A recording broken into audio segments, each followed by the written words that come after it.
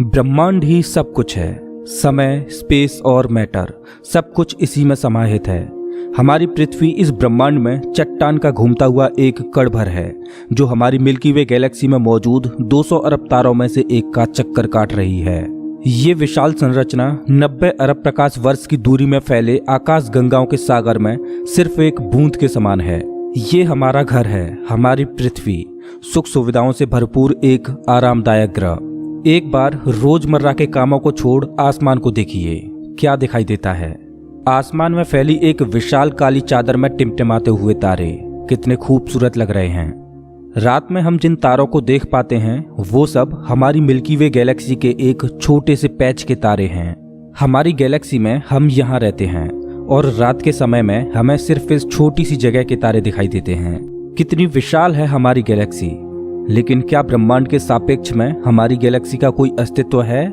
नमस्कार दोस्तों, मैं हूं श्याम तोमर। स्वागत करता हूं आपका इस एपिसोड में, जिसमें हम ब्रह्मांड के आखिरी छोर तक का सफर करेंगे। तो अपनी सीट बेल्ट बांध लीजिए, क्योंकि हमारा ये सफर बहुत ही रोमांचक और खतरों से भरा होने वाला है। तो चलिए पृथ्वी की सतह से उड़ान भरते हैं और ब्रह्मांड के आखिरी छोर की ओर चलते हैं। जैसे जैसे हम पृथ्वी की सतह से ऊपर उठते जा रहे हैं, वैसे वैसे हमें पृथ्वी की सतह ब्लू स्फीयर की तरह दिखने लगी है। यह है इंटरनेशनल स्पेस स्टेशन, इंसानों द्वारा स्पेस में बनाई गई सबसे बड़ी चीज। ये 27,580 किलोमीटर प्रति घंटे की रफ्तार से पृथ्वी के चक्कर काट रहा है, जो कि पृथ्वी की सतह से लगभग 400 किलोमीटर ऊपर है। और ये 24 घंटे में लगभग 16 बार पृथ्वी के चारों ओर घूम जाता है। जैसे ही हम इंटरनेशनल स्पेस स्टेशन से और ऊपर जाते हैं, तो हमें इंसानों द्वारा बनाई गई कुछ और चीजें दिखाई देती हैं। सैटेलाइट्स। अंतरिक्ष में इंसानों द्वारा भेजी गई हजारों सैटेलाइट्स पृथ्वी का चक्कर काट रही हैं। सैटेलाइट्स का अंतरिक्ष में एक जाल सा बिछा हुआ है। चलिए और ऊपर चलते हैं। इतने ऊपर से पृथ्वी का नजारा तो देखिए, कितना खूबसूरत लग रहा है हमारा ये नीला ग्रह। हम पहुंच चुके हैं चांद के पास। हमसे पहले यहाँ पर 12 एस्ट्रोनॉट्स आ चुके हैं, जिनमें नील आर्मस्ट्रांग पहले व्यक्ति थे जो इसकी सतह पर उतरे थे, और उनके पैरों के निशान आज भी चांद की सतह पर देखे जा सकते हैं। चांद पर कोई वायुमंडल नहीं है, इस वजह से ये निशान सदियों तक ऐसे ही बने रहेंगे।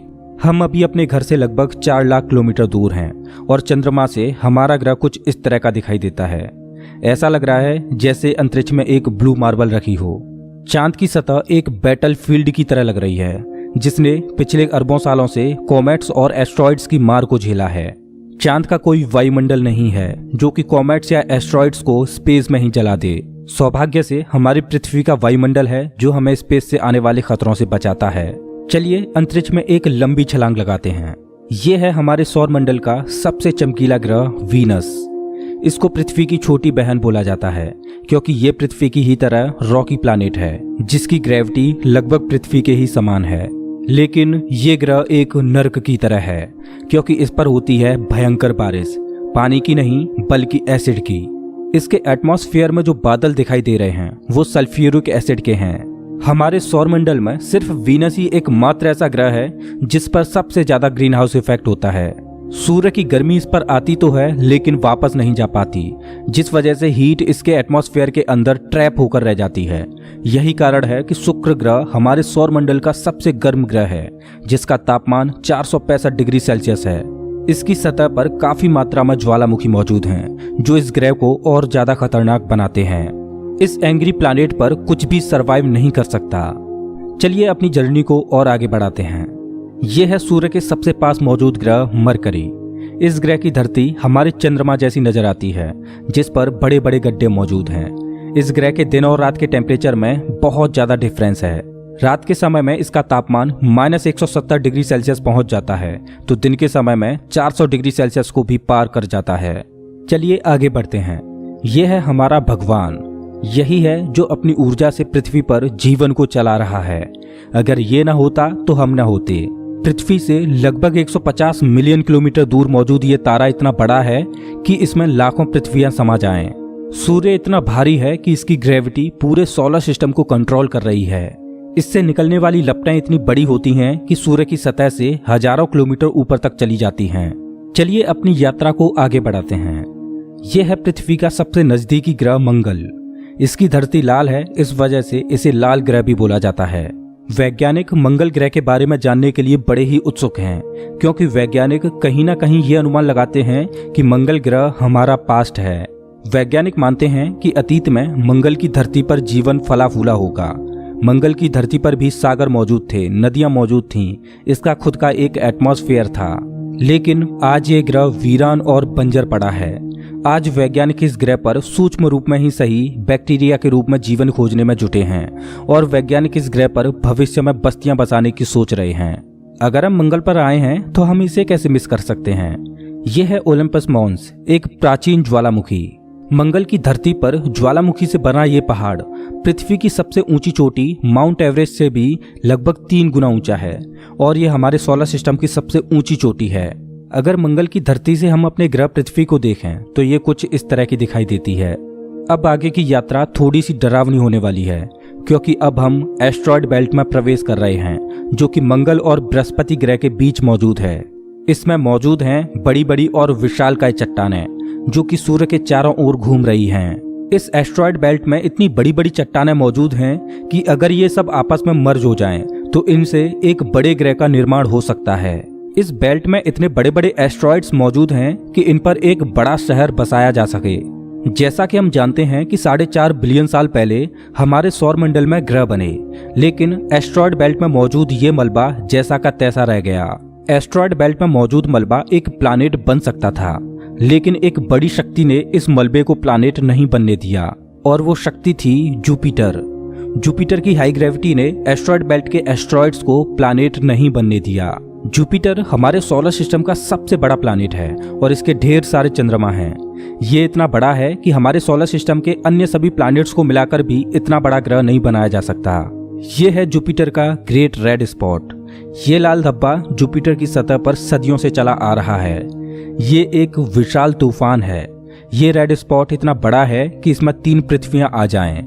जुपिटर एक गैसीय प्लैनेट है, इस वजह से इसकी सतह पृथ्वी की तरह ठोस नहीं है। अगर आप जुपिटर की सतह पर उतरे तो आप इसकी सतह पर खड़े नहीं हो सकते, बल्कि सीधे इसके अंदर चले जाओगे। जुपिटर जितना वायलेंट और विनाशकारी है, वहीं इसके चंद्रमा जीवन के पनपने के लिए आइडियल साबित होते हैं। जुपिटर के दर्जनों चंद्रमाओं में से एक है यूरोपा, जो कि पूरी तरह बर्फ की मोटी चादर से ढका हुआ है। वैज्ञानिक मानते हैं कि यूरोपा की सतह पर जमी हुई बर्फ के नीचे पानी तरल रूप में मौजूद है। इस पर पानी का तरल रूप में होना जीवन के होने की संभावनाओं को बढ़ा देता है। हमारे सोलर सिस्टम में बृहस्पति ग्रह के चंद्रमा यूरोपा पर वैज्ञानिक जीवन होने की प्रबल संभावनाएं जताते हैं। हमारा अगला पड़ाव है हमारे सौर मंडल का सबसे खूबसूरत प्लैनेट सैटर्न।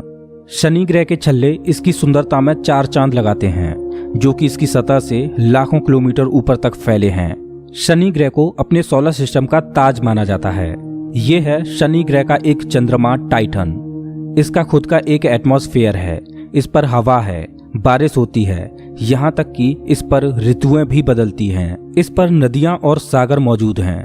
ये चंद्रमा देखने में लगभग पृथ्वी की ही तरह है, लेकिन इस पर जो नदियाँ और सागर हैं वो पानी के नहीं बल्कि लिक्विड नेचुरल गैस के हैं। अगर हम किसी भी तरह इस नेचुरल गैस को पृथ्वी पर ला पाएं तो ये इतनी ज्यादा है कि हजारों सालों तक ये हमारे शहरों को रोशन कर सकती है। वैज्ञानिक अनुमान लगाते हैं कि अरबों साल बाद जब सूर्य गर्माने लगेगा और एक रेड जाइंट बन जाएगा, तब टाइटन हैबिटेबल जोन में होगा। उस समय टाइटन पर पृथ्वी जैसी परिस्थितियां मौजूद होंगी। इस वजह से वैज्ञानिक टाइटन को भविष्य की पृथ्वी मानते हैं। अभी हम अपने घर से इतने दूर आ चुके हैं कि यहाँ से हमारी पृथ्वी एक डॉट की तरह दिखाई देती है। अब जैसे जैसे हम अंतरिक्ष की गहराई में और आगे बढ़ते जाएंगे, वैसे वैसे पृथ्वी हमारी आंखों से ओझल होती जाएगी। हमारा अगला पड़ाव है यूरेनस। प्राचीन समय में यूरेनस और नेपच्यून के बारे में कोई भी जानकारी नहीं थी, जब तक कि टेलीस्कोप का आविष्कार नहीं हुआ। हमारी सौर व्यवस्था का सबसे आखिरी प्लैनेट है नेपच्यून। हमारा सोलर सिस्टम बहुत बहुत बड़ा है, लेकिन नेपच्यून के बाद भी हमारा सोलर सिस्टम खत्म नहीं हो जाता। अपने सोलर सिस्टम की गहराई में हम आगे बढ़ते हैं तो हम पहुंच जाते हैं कुइपर बेल्ट में, जो पिछली एस्ट्रॉयड बेल्ट से 20 गुना चौड़ी और 200 गुना ज्यादा फैली है। ग्रहों की लिस्ट से बेदखल किया जाने वाला प्लूटो भी इसी कुइपर बेल्ट का सदस्य है। कुइपर बेल्ट में एस्ट्रॉयड बेल्ट से भी ज्यादा बड़े बड़े ऑब्जेक्ट्स मौजूद हैं, जिनकी खुद की ग्रेविटी की वजह से इनके चंद्रमा भी हैं। चलिए कुइपर बेल्ट को पार करके आगे चलते हैं।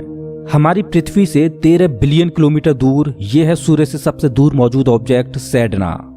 ये एक बौना ग्रह है जो एक ऐसा स्पेस ऑब्जेक्ट है जो सबसे दूर सूर्य की परिक्रमा कर रहा है। इसकी खोज 2003 में हुई थी। ये सूर्य की एक परिक्रमा 10,000 सालों में पूरी कर पाता है। चलिए अब अपने सोलर सिस्टम से बाहर का रुख करते हैं। अभी हम इंटरस्टेलर स्पेस में प्रवेश कर चुके हैं। देखिए अंतरिक्ष की गहराई में ये क्या ट्रेवल कर रहा है। ओह, ये तो वॉयेजर 1 स्पेसक्राफ्ट है। यही तो इकलौता स्पेसक्राफ्ट है जो कि इंसानों द्वारा बनाई गई सबसे दूर मौजूद चीज है। ये पृथ्वी से अब तक 19 अरब किलोमीटर दूर जा चुका है। इस स्पेसक्राफ्ट ने अंतरिक्ष के काफी सवालों से पर्दा उठाया है। ये बंदूक से निकली बुलेट से भी 20 गुना तेज ट्रेवल कर रहा है। चलिए अपनी यात्रा को और आगे बढ़ाते हैं। अभी हम अपने सोलर सिस्टम की हदों से इतने दूर आ चुके हैं कि यहाँ से हमारा सूर्य एक आम तारे की तरह दिखाई दे रहा है, लेकिन इतनी दूर से भी इसकी ग्रेविटी को महसूस किया जा सकता है, क्योंकि अरबों की संख्या में यहाँ पर कॉमेट्स को देखा जा सकता है जो सूर्य की ग्रेविटी से बंधे हुए हैं। इन कॉमेट्स में इतना ज्यादा पानी है कि अगर ये सब इकट्ठे हो जाएं, तो ये पृथ्वी से भी ज्यादा बड़े और गहरे सागरों को भर दें। वैज्ञानिक मानते हैं कि पृथ्वी पर ज्यादातर पानी कॉमेट्स के द्वारा ही आया है। पेंसपर्मिया थ्योरी के अनुसार पृथ्वी पर जीवन कॉमेट्स के द्वारा ही धरती पर आया। अंतरिक्ष में तैर रही इन छोटी छोटी बर्फीली चट्टानों में जीवन सूक्ष्म रूप में बैक्टीरिया की फॉर्म में मौजूद हो सकता है। कॉमेट्स का एक विशाल बादल हमारे सौर मंडल को घेरे हुए है, जिसे ऑर्ट क्लाउड बोला जाता है। ऐसा माना जाता है कि ये ऑर्ट क्लाउड हमारे सौर मंडल की ग्रेविटी की आखिरी सीमाओं पर है। इसके बाद सूरज की ग्रेविटी कमजोर पड़ने लगती है, जिस वजह से इसके बाद सूरज का खिंचाव बहुत कम रह जाता है। अब यहाँ से आगे की यात्रा एक अननोन और रहस्यमयी स्पेस में होगी, जहाँ घुप अंधेरा है। यहाँ इतना अंधेरा है कि हम अपनी आंखों से भी कुछ भी नहीं देख पाएंगे। यहाँ देखने के लिए हमें इंफ्रारेड विजन की जरूरत पड़ेगी। हम अपनी पृथ्वी से बहुत बहुत बहुत दूर आ चुके हैं, लेकिन ब्रह्मांड के सापेक्ष में ये हमारा एक मामूली सा स्टेप है। यहाँ से हमें चारों ओर अरबों तारे दिखाई दे रहे हैं, लेकिन अभी हम सबसे नजदीकी तारामंडल की ओर बढ़ रहे हैं। ये है हमारा पड़ोसी सोलर सिस्टम। ये हमसे इतना दूर है कि हमारे सूर्य के प्रकाश को इस तारामंडल तक पहुंचने में 4.3 सालों का वक्त लगता है। इस तारामंडल का नाम है अल्फा सेंटोरी। इस तारामंडल में 3 तारों का समूह है, जिनमें अल्फा सेंटोरी ए और अल्फा सेंटोरी बी तारे आपस में बाइनरी स्टार सिस्टम के तहत जुड़े हुए हैं। इस तारामंडल में प्रॉक्सिमा सेंटोरी बी नामक ग्रह मौजूद है, जो पृथ्वी की ही तरह हैबिटेबल जोन में है और इस ग्रह पर एलियन लाइफ मौजूद हो सकती है। चलिए अपनी यात्रा को आगे बढ़ाते हैं। पृथ्वी से हम 10 प्रकाश वर्ष दूर आ चुके हैं और हमारे सामने ये एक बेबी स्टार है, जिसने अभी अपना जीवन शुरू ही किया है और इस तारामंडल में अभी ग्रहों का जन्म होना बाकी है। हो सकता है कि इस तारामंडल में किसी ऐसे ग्रह का जन्म हो जाए जो हमारी पृथ्वी की ही तरह जीवन को धारण करने योग्य हो, लेकिन अभी इसमें अरबों सालों का वक्त लगेगा। अपनी यात्रा को आगे बढ़ाते हैं। अभी हम पृथ्वी से 20 प्रकाश वर्ष दूर आ चुके हैं और अभी हम ऐसे तारामंडल से होकर गुजर रहे हैं जिसका जन्म हमारे सोलर सिस्टम के साथ ही हुआ था। इस तारे का नाम है ग्लीस 581 और इसकी सबसे बड़ी खास बात यह है कि इस तारे का चक्कर लगा रहा है एक ऐसा ग्रह जो हमारी पृथ्वी से बिल्कुल मेल खाता है और इस ग्रह पर एलियन सिविलाइजेशन होने की प्रबल संभावना है। वैसे तो हमारी मिल्की वे गैलेक्सी में अरबों तारे हैं, जिनकी यात्रा करना तो दूर, उनको पूरे जीवन काल में गिनना भी संभव नहीं है। तो चलिए अपनी यात्रा को आगे बढ़ाते हुए मिल्की वे गैलेक्सी से बाहर निकलते हैं। ये है हमारी मिल्की वे गैलेक्सी, जो अरबों तारों का घर है, जिनमें से हमारा सूर्य भी एक है। ये गैलेक्सी इतनी विशाल है कि अगर इसके एक छोर से प्रकाश ट्रेवल करे तो लाइट को भी इसके एक छोर से दूसरे छोर तक पहुंचने में 1,05,700 सालों का समय लगेगा। लेकिन ब्रह्मांड में मौजूद बड़ी बड़ी विशालकाय गैलेक्सियों के सामने हमारी गैलेक्सी कुछ भी नहीं। यूनिवर्स में मिल्की वे से भी कई गुना बड़ी गैलेक्सियां मौजूद हैं। तो चलिए अपने सोलर सिस्टम और अपनी गैलेक्सी को पीछे छोड़ते हुए इंटर गैलेक्टिक स्पेस में प्रवेश करते हैं। इंटर गैलेक्टिक स्पेस में प्रवेश करके हमें दूर दूर तक अरबों गैलेक्सियां दिखाई दे रही हैं, लेकिन ये सभी गैलेक्सियां झुंड में हैं और ये है हमारी गैलेक्सियों का झुंड, जिसमें हमारी गैलेक्सी मिल्की वे और अन्य पड़ोसी गैलेक्सियां मौजूद हैं।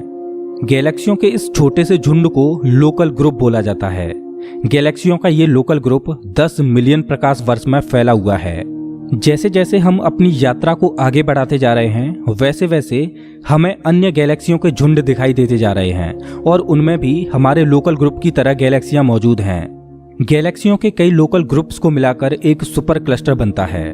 अभी हमारे सामने जो मौजूद है वो है वर्गो सुपर क्लस्टर। इसी वर्गो सुपर क्लस्टर में हमारी गैलेक्सियों का लोकल ग्रुप भी शामिल है और हमारी गैलेक्सियों का लोकल ग्रुप इस छोटे से पैच में है।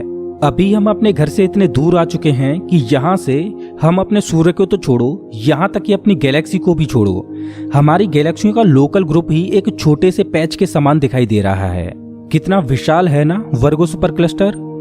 इस वर्गो सुपर क्लस्टर में 100 से ज्यादा गैलेक्सियों के लोकल ग्रुप शामिल हैं और ये 110 मिलियन प्रकाश वर्ष में फैला हुआ है। चलिए अपनी यात्रा को और आगे बढ़ाते हैं।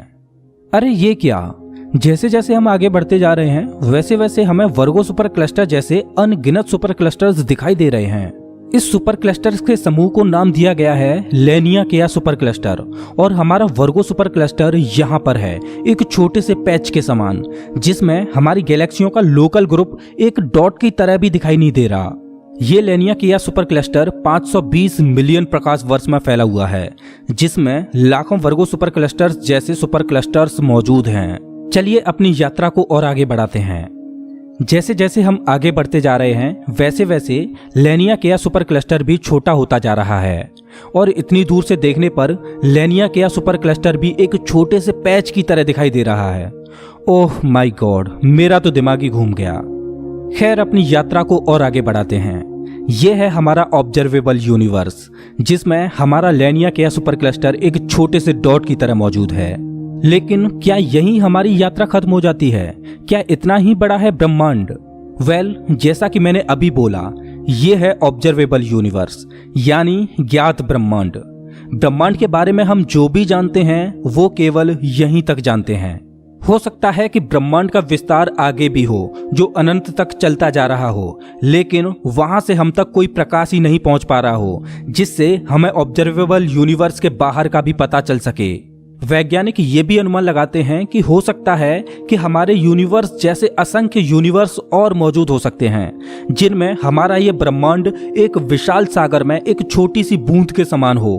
खैर, मल्टीवर्स यानी एक से ज्यादा ब्रह्मांडों का अस्तित्व है कि नहीं ये कोई नहीं जानता और ना ही हमारे पास मल्टीवर्स यानी महाब्रह्मांड के कोई सबूत हैं। लेकिन ये तो तय है कि ऑब्जर्वेबल यूनिवर्स ही ब्रह्मांड का अंत नहीं हो सकता। इसके बाहर भी कुछ न कुछ मौजूद है जिसका हमें कोई भी ज्ञान नहीं।